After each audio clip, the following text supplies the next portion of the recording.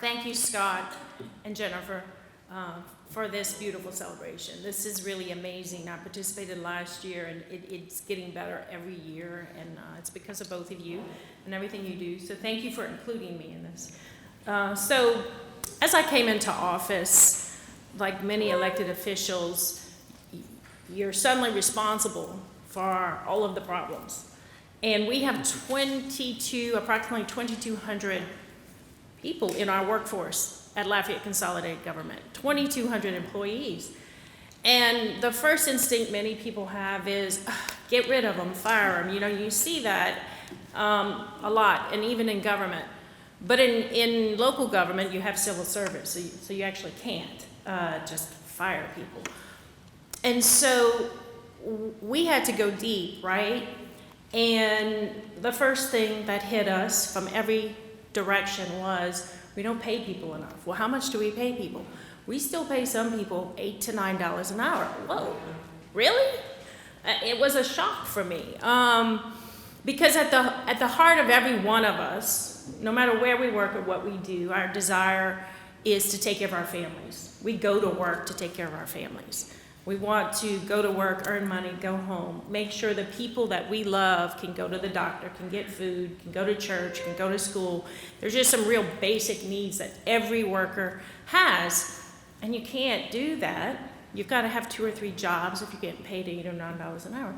So one of the first things we did last year in the new budget was raise the bottom to $12 an hour, which is still really tough, but it was a big lift from a local government perspective. And one of the things I've discovered,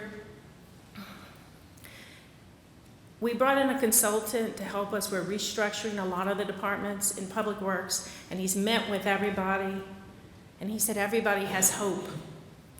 Everybody has hope. That word to me is so powerful. When it comes back at me from something I've done, it's even more powerful.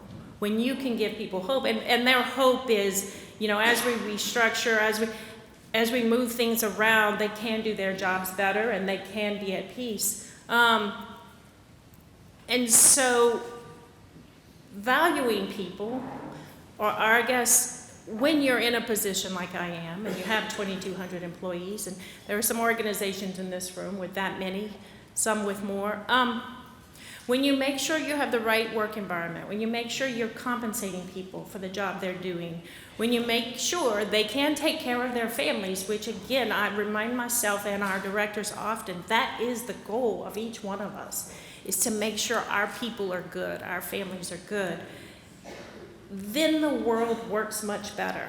I get feedback all the time. Y'all are doing great. Things are going well. You're very responsive. And I think we are responsive when there's an issue and somebody calls in. And it is because people are at peace. And I think this word hope, I still don't understand it totally. I'll be honest with you. It is a spiritual word to me. So I carry it heavy.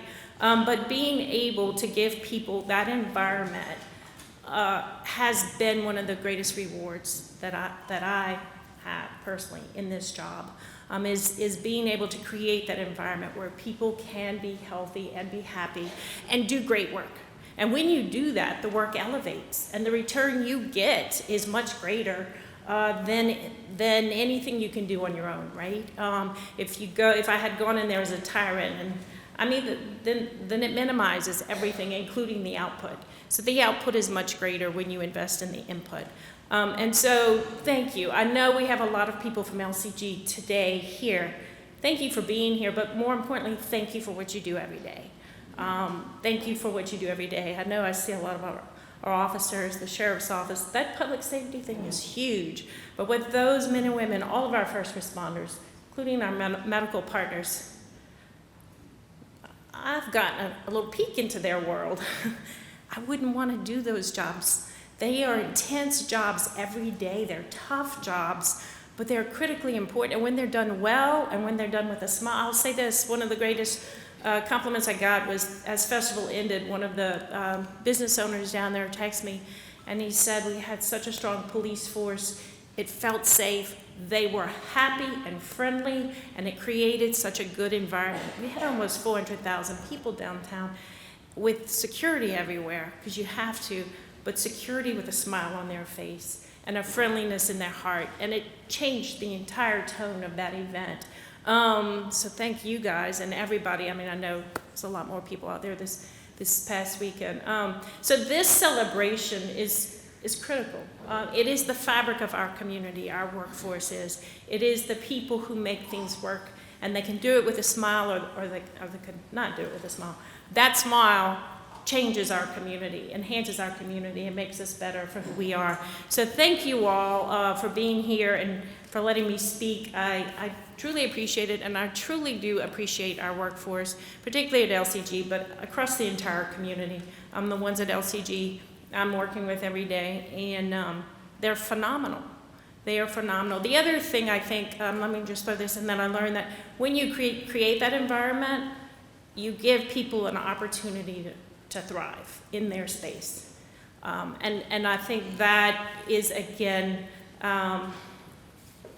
it's a different look at it, right? But when somebody can thrive, everybody thrives. So thank you for being here. And little plug, at 9 we have National Day of Prayer in the church. Everyone's invited. It should be another phenomenal event. So thank you.